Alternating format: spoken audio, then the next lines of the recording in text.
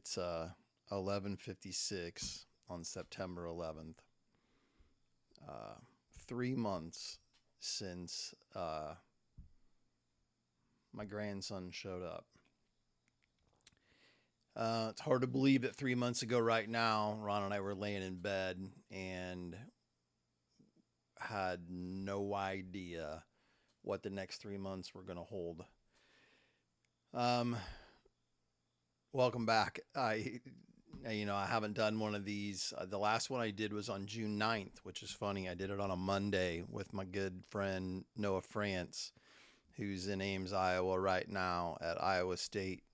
Um, and he and I did recorded one on that Monday, and a couple days later, I'm a grandpa, and I haven't. It's been a weird summer, obviously, and just haven't didn't know when the time was that I was going to sit down and put these 3 months into a podcast. Um, that night, Ron and I think I posted this at some point in the summer. On that night in June, on June 11th, we were, which by the way, it's the day before our wedding anniversary. Um, we were sitting outside eating that pistachio date ice cream that I dreamt up and had made. And we're sitting there, normal evening, and we uh, come in the house from the deck, and Rana goes to the basement to clean the litter box. And I've got our phones set up incorrectly, which is great when you're the tech guy that you don't have your phone set up right. But whenever the kids call their mom, it rings to my phone. They don't call me, they call their mom. If they need something from me, they text me. If they want to talk, need something else, they always call their mom. So when Rhonda's in the basement, her phone's on the kitchen counter, mine's in my pocket, and I got my magic watch on, and um, says Hannah. Well, I know she's not calling me, so I don't clearly answer it. And Rhonda's phone, like I said, is ringing at the same time. And then when it's done ringing, my watch goes off immediately. And Rhonda's phone doesn't. So clearly she's calling me. And being the coward that I am, knowing that it's got to be something serious, I hustled to the basement stairs and I'm like, hey, you need to come up here and call Hannah. And because I'm really good at telling you that things will be all right and being positive, and I'm terrific at expecting the worst for me in whatever situation that I'm in. And so Rhonda calls her right back, and Hannah tells her that they're on the way to the ER, she and Brock, um, and that she had some bleeding and she was in some pain, and she didn't know what was going on, so they figured they better go to the ER. And you again, I immediately start thinking the worst. And her mom's like, well, do you want us to meet you somewhere? What do you want us to do? And uh, Hannah's like, nah, we'll be all right. We'll let you know when we find something out. This is at 9:30. And so they hang up, and then you're just like, you know, you might be listening to this and you've gone through something that I've never gone through, and my heart's with you if you have, and uh, but we hadn't gone through that. All three of our kids' uh, when Rana was pregnant with them, went as smooth as could be. Not a thing. And I'm just like again, I'm assuming the worst. I don't even know anything, and I'm assuming the worst. So in my head, I start a million things start rushing through my head. And one of them is, okay, Mr. Life is good, Mr. The sign behind me. How you going to spin this? How you going to tell your kid that life is good when this isn't? How are you going to turn this into a positive? How are you going to turn this negative into a positive? I start prepping that post-game speech as the fourth quarter's winding down and it's obvious we're not going to win. What am I going to say in the locker room after the game to make you think that, hey, we'll get him next time? And so we get around and we end up just going ahead and getting in bed. And I swear I don't know how, but I think I dozed off. And then Rhonda's phone rings. Not mine.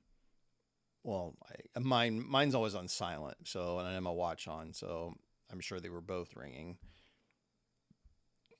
And Rhonda answers and she asks her how she's, how you doing? And I can't hear Hannah.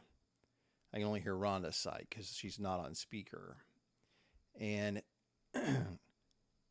I hear Rhonda say, "You delivered him."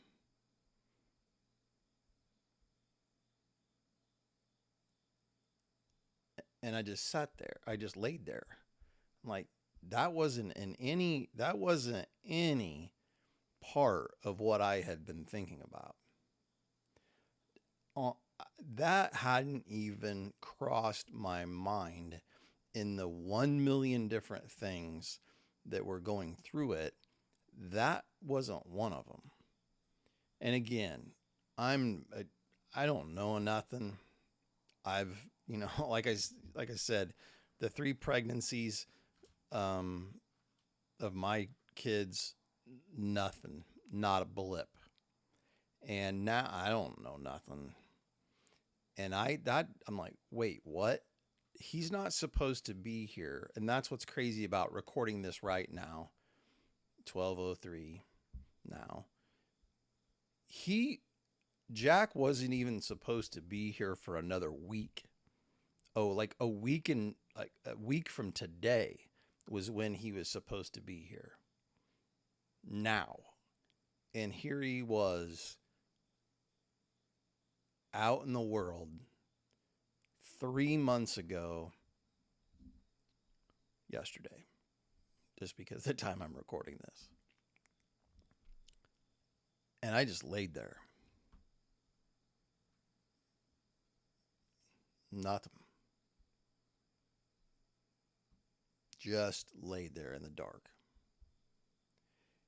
And so then a little bit later we get a text, which the funny thing about technology, and so many good things and so many not good things about social media, technology, whatever.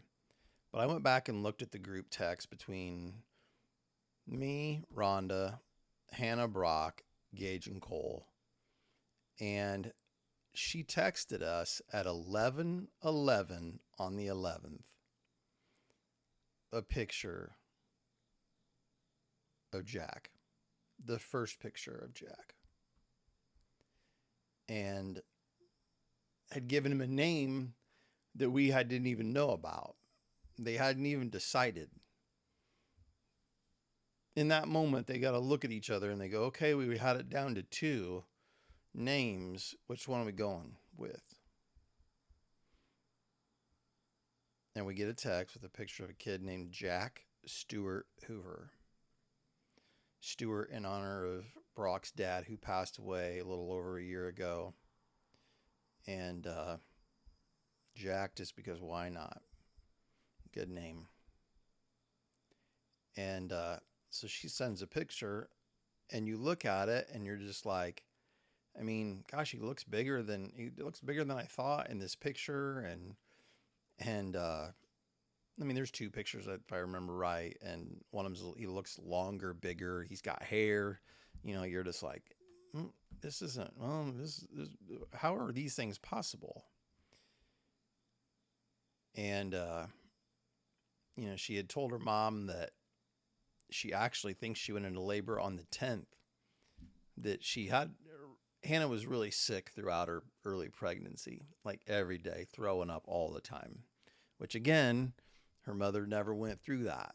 Never around, Rhonda's 3 pregnancies, just, again, smooth sailing. And she thinks that the day before she had coughed, or was getting sick to her stomach, and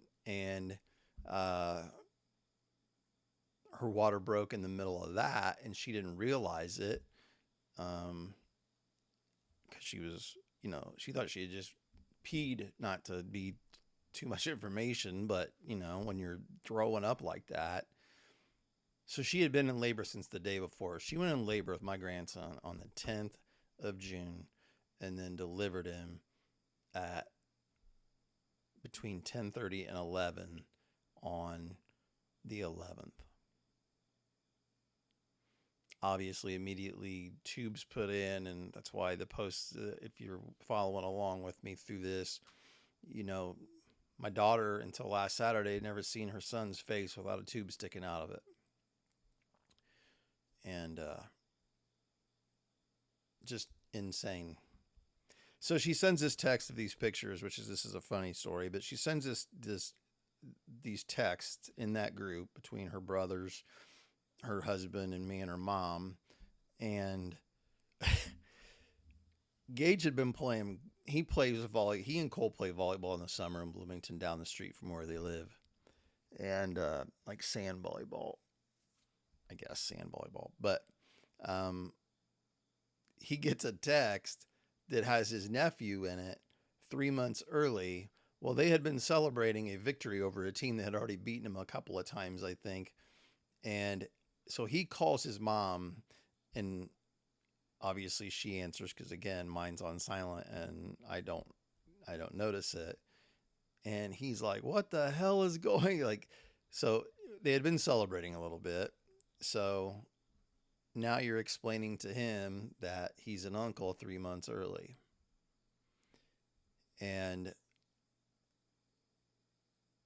she gets off the phone with him, and we just lay there. Don't hold hands. Didn't roll over and give a big hug. Just laid there. I just laid there in the dark with 1,000 gazillion million things going through my head. And finally, after, I don't know how many minutes, Rhonda says to me, she goes, what are you doing? And I go, I'm just praying. Because I don't know what else to do. And I've gone to church my whole life. I don't talk a whole lot about my faith. For no other reason than I just don't. I'm not a great praying person. I try. And by being great, I don't think you're not good at it. You're just better at being consistent with it. And whether or not you pray or not, again, I'm not preaching to you. But in that moment, I've got nothing else. Zero. I think of people that I know, people that I worked with, people who went through having premature births and the difficulties they faced, and all of those are rushing into my head. Here's how I related it to the people I talked to after after Jack came along. When I was a boy, my dad, we never went hunting. My dad wasn't a hunter. He liked to fish. And if you've ever if you've ever fished with minnows like we did, if you had a bucket that didn't have a strainer in it, you've got to catch those minnows. And if you've been fishing for a while and you've lost some and you get down to just a handful of them left and you're a boy, little kid, it's hard to catch them.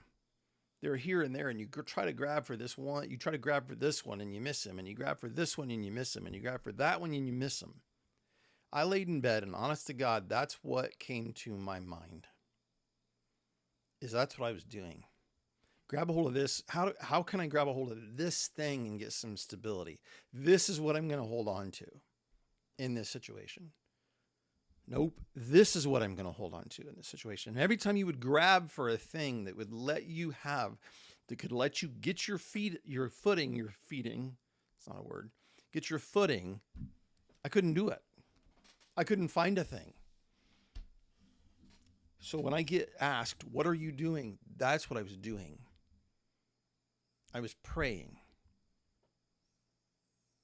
I don't know what to say. Praying, the words I was praying was, I don't know what to say or do, but help this guy get bigger and stronger every day. And then we go on that journey, that 3-month journey of things that you had, his eyes aren't open. I mean, it sounds silly. He's like a kitten. He's like a puppy. He's like whatever you're around, that his eyes aren't open.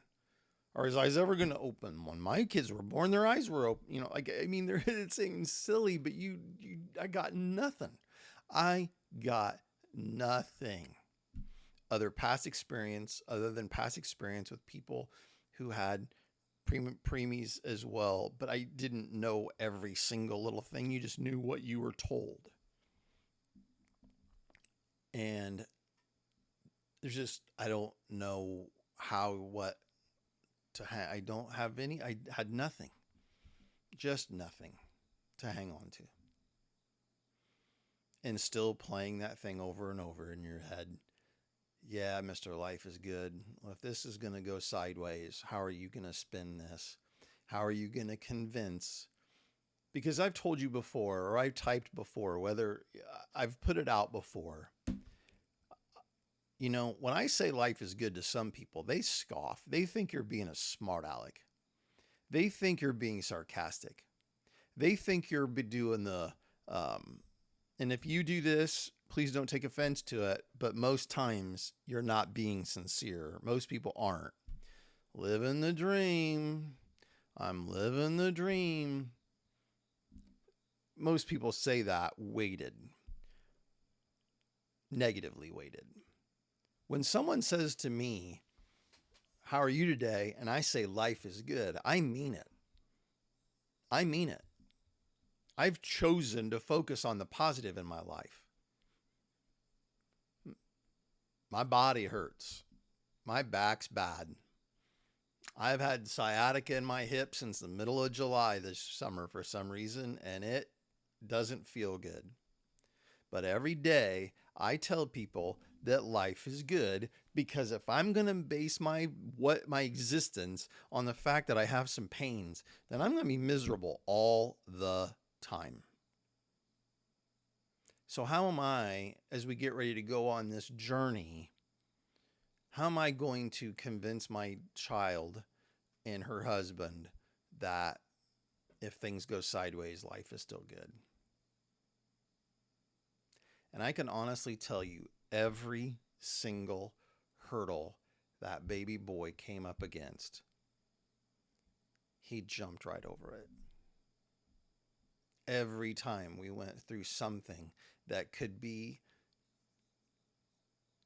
negative, could have an outcome that was whatever. And I don't know, maybe there's stuff in the path ahead of us that we don't know about yet. But at least to this point, as I sit here right now at 12:15, a day after he's come home from the hospital, it's just every single blessing you could think of. That's what it's been. Every single one.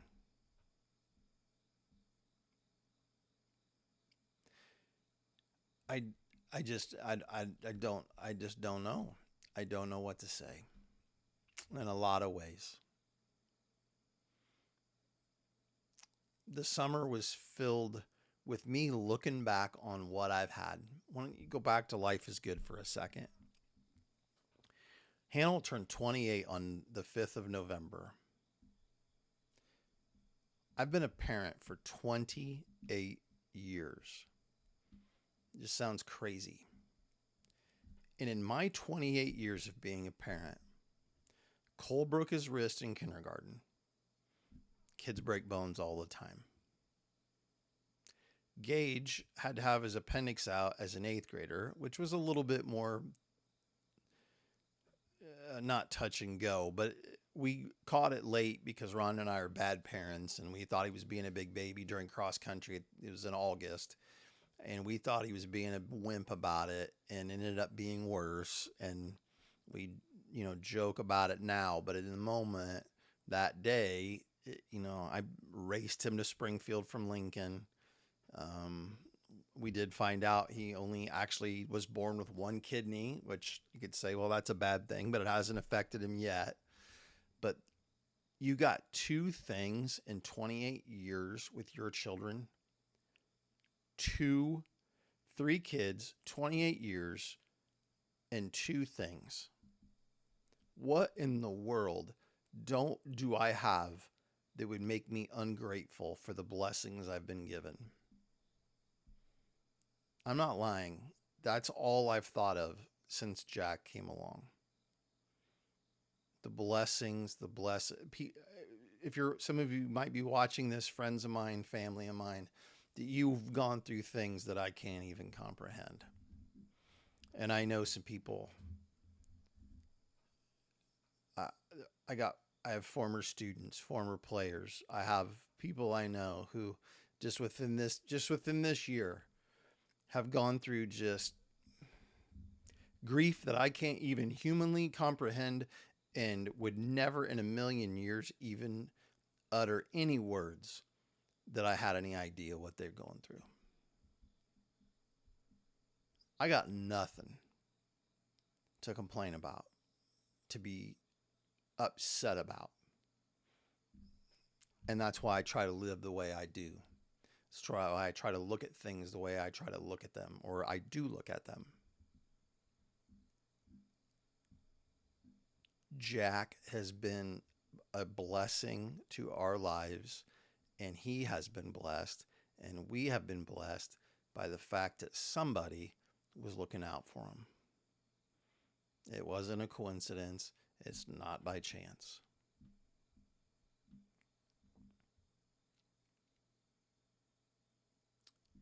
I cannot wait for what's coming.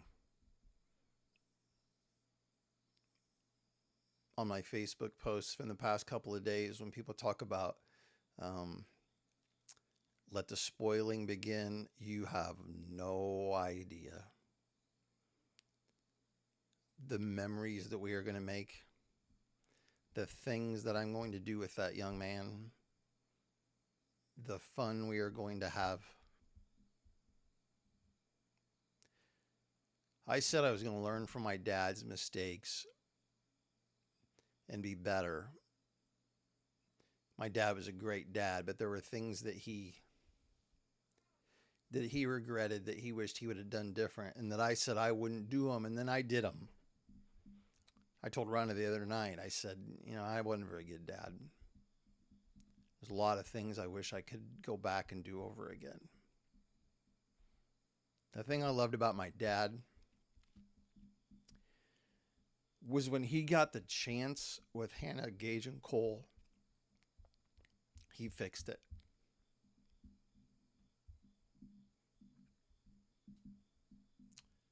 He fixed it.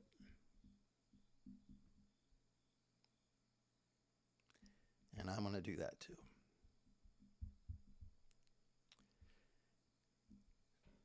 I put out 2 days ago, or when he got home, thanking everybody for the prayers and whatever. And I mean it sincerely. if you prayed for my grandson, I appreciate it because they worked. So at 26 minutes, if you stuck with me, um, I'm going to do some more of these. I need to get back to doing these. Get kind of this all kind of put a pause on things in life, and perspective changed with some things going on with other people that I truly care about. But I'm going to get back to doing what I do. So thanks again for listening. Maybe, I don't know, something I say matters to you, helps you. But don't forget, do not forget. Find, like I said, you could, I don't say life is perfect because it's not, but it sure is good. I'll see you.